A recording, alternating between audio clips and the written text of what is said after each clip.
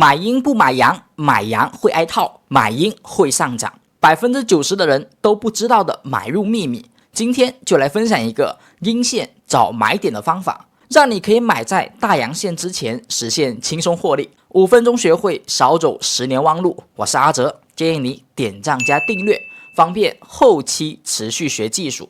第一步，你先来了解一下今天的课程大纲。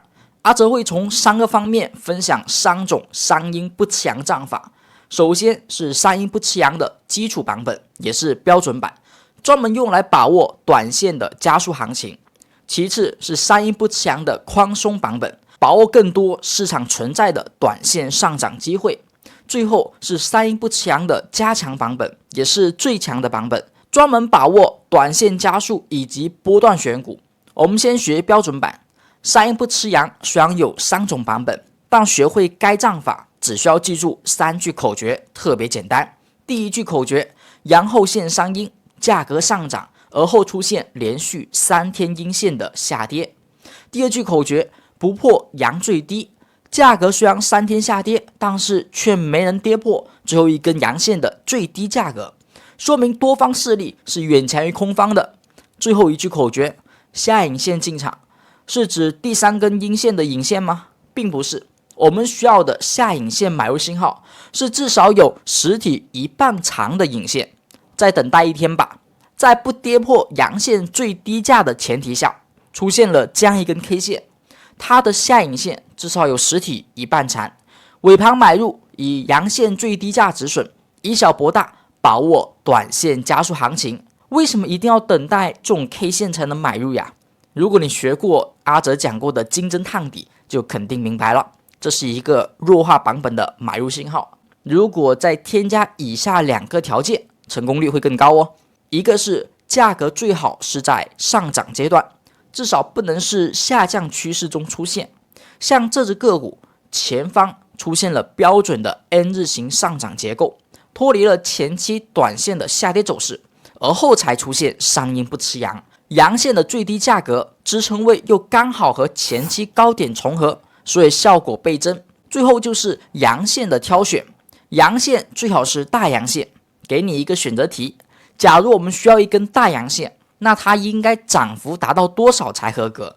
是 1%、3%， 还是 5% 或者 7%？ 评论区留下你的答案，阿哲后续会统一回复。接下来我们来学习宽松版。你可以发现图板中出现了2次上涨，而后也都是3天的调整，但符合标准的三阴不吃阳吗？很明显不是吧，都跌破了最后阳线的最低价，肯定不符合第2句口诀。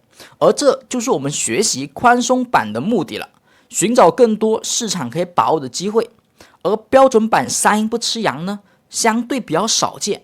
在宽松版中，我们可以将前期上涨时最多3连阳合并为一根大阳线看待，这就是连阳对连阴模型，并且要求3连阳不能都为大阳线哦。像前期这种拉升动作加速的3连阳就明显不行。